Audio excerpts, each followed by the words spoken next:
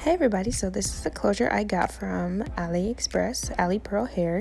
It's a deep wave closure. I'm just showing you that it's already been pre-plucked. I'm just going to pluck it a little bit more to customize it to my liking. So first we're going to start by taking a spray bottle and spraying the hairline just a little bit, just so we can isolate the hair and it's easier to pluck that way. And we're just going to comb it back a little bit to push all the hairs back so we can see exactly what we're doing as we're going along.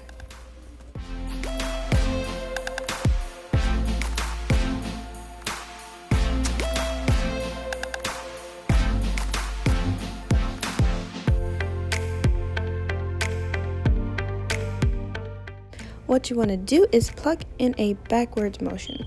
This is so it's easier for the hairs to come out when you're plucking it, so you have less resistance. And you want to move around. You don't want to pluck the same spot over and over and over again, because then you create bald spots and then you have to trim some of the lace to combat that, and we don't want to do that. This is a 6x6 closure and we want to have all the parting space that we can. So just remember to take your time and try to comb back the hairs, or just remember where you're plucking at so you don't go over the same spot too many times.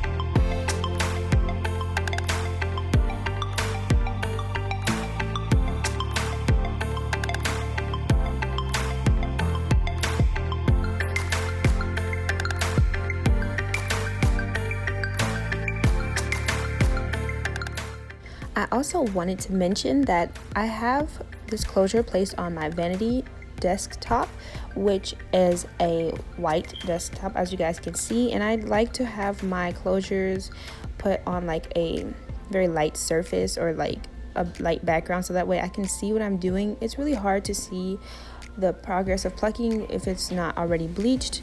However, I don't like bleaching my hair before I pluck it, just because I want to do the process all at once, and I just like plucking my hairline before I bleach the hair.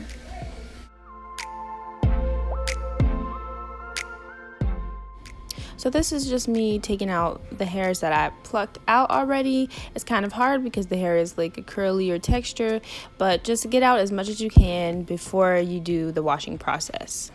And this is how much hair that I was able to get out before washing and detangling.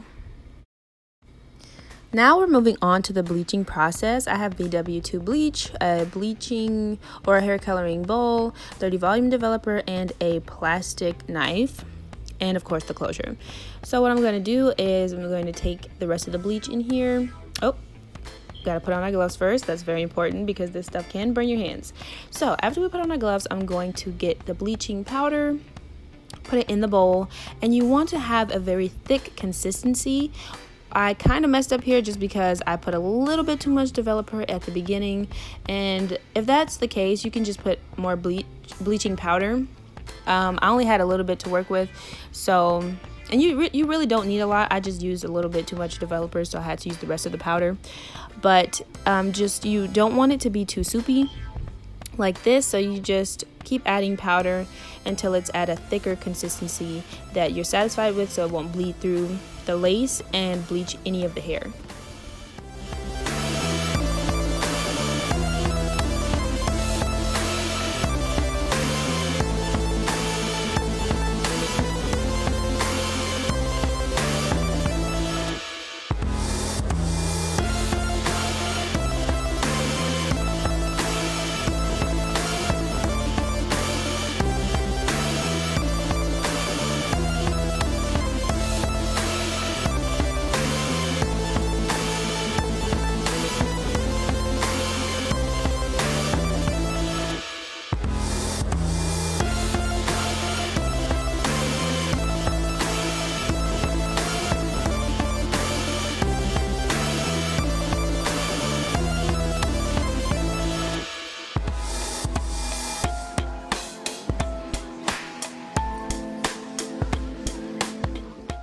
Okay, so now that we have the right consistency, what you want to do is take the plastic knife and use that to smooth the bleach over top the lace. And we're using the knife instead of like a brush just because it's a little bit more gentle and it's less likely, that I've experienced, for it to bleed through the lace when you have the right consistency and you don't push too hard.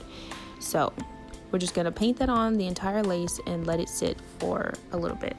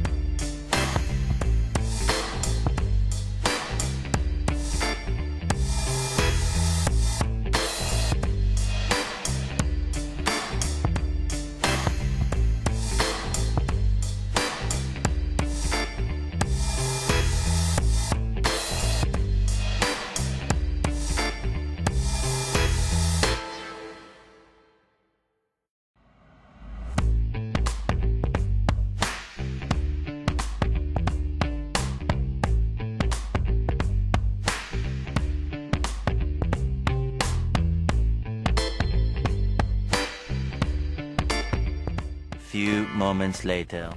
So after it's been 30 minutes, I like to rinse off the bleach in warm water.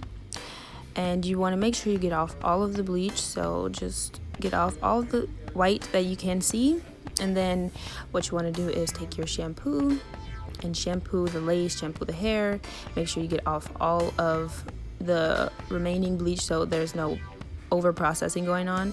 And I'm just using regular Aussie Moist shampoo and conditioner. You can use like special conditioner or shampoo like Shimmering Lights or anything, but honestly mine did not over process, over bleach. It wasn't brassy or anything, so I find it unnecessary to use the Shimmering Lights, but if you want to, you can.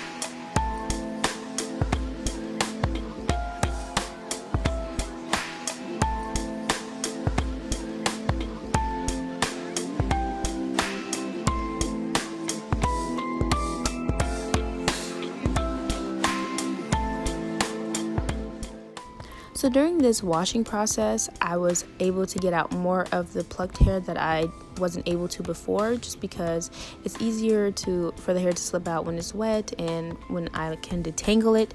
So just make sure that in this process you go through the hair very well so you get out all of the remaining shed hair that is unnecessary. Otherwise you might freak out a little bit that your hair is shedding when it's not. It's just hair that was stuck and couldn't get out before.